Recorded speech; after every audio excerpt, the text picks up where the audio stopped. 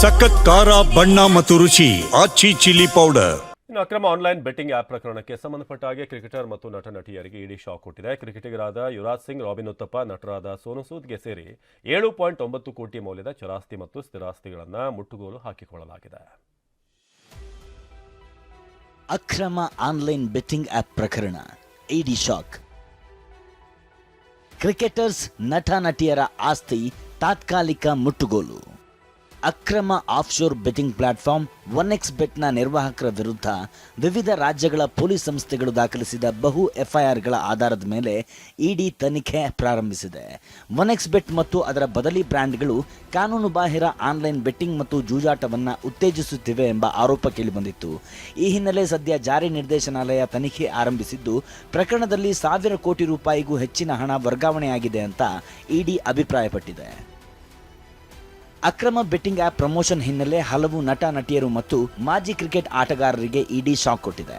ನಟಿ ನೇಹಾ ಶರ್ಮಾ, ಊರ್ವಶಿ ರೌಟೇಲಾ ಅವರ ತಾಯಿ ಮತ್ತು ಬಂಗಾಳಿ ನಟ ಅಂಕುಶ್ ಹಜ್ರಾ ಅವರಿಗೆ ಸಂಬಂಧಿಸಿದ ಆಸ್ತಿಗಳನ್ನು ಇಡಿ ಮುಟ್ಟುಗೋಲು ಹಾಕಿಕೊಂಡಿದೆ. ಇವರಷ್ಟೇ ಅಲ್ಲದೆ ಇನ್ನೂ ಒಂದಷ್ಟು ಸ್ಟಾರ್ಗಳಿಗೆ ಸಂಕಷ್ಟ ಎದುರಾಗಿದೆ. ಅವರು ಯಾರ್ಯಾರು ಅನ್ನೋದನ್ನು ನೋಡೋದಾದರೆ,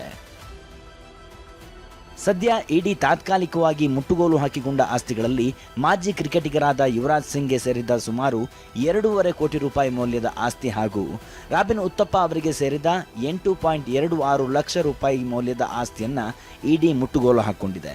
ಇನ್ನು ನಟರಾದ ಸೋನು ಸೂದ್ ಅವರಿಗೆ ಸೇರಿದ ಸುಮಾರು 1 ಕೋಟಿ ರೂಪಾಯಿ ಮೌಲ್ಯದ ಆಸ್ತಿ, ಮಿಮ್ಮಿ ಚಕ್ರವರ್ತಿ ಅವರಿಗೆ ಸೇರಿದ 59 ಲಕ್ಷ ರೂಪಾಯಿ ಮೌಲ್ಯದ ಆಸ್ತಿ, ನೇಹಾ ಶರ್ಮಾ ಅವರಿಗೆ ಸೇರಿದ 1.26 ಕೋಟಿ ರೂಪಾಯಿ ಮೌಲ್ಯದ ಆಸ್ತಿ, ಅಂಕುಶ್ ಹಜ್ರಾ ಅವರಿಗೆ ಸೇರಿದ 47 ಲಕ್ಷ ರೂಪಾಯಿ ಮೌಲ್ಯದ ಆಸ್ತಿ ಹಾಗೂ ನಟಿ ಊರ್ವಶಿ ರೌಟೇಲಾ ಅವರ ತಾಯಿಗೆ ಸೇರಿದ 2.02 ಕೋಟಿ ರೂಪಾಯಿ ಮೌಲ್ಯದ ಆಸ್ತಿಗಳನ್ನು ಜಾರಿ ನಿರ್ದೇಶನಾಲಯ ತಾತ್ಕಾಲಿಕವಾಗಿ ಮುಟ್ಟುಗೋಲು ಹಾಕಿಕೊಂಡಿದೆ.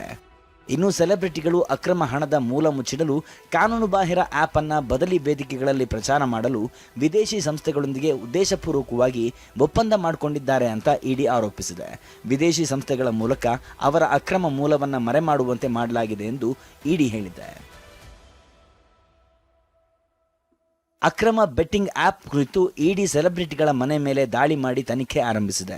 ಪ್ರಕರಣದಲ್ಲಿ ಮತ್ತಷ್ಟು ಹೆಸರುಗಳಿದ್ದು, ಅವರ ಮನೆಗಳ ಮೇಲೂ ದಾಳಿಯಾಗುವ ಸಾಧ್ಯತೆ ಇದೆ ಎನ್ನಲಾಗಿದೆ.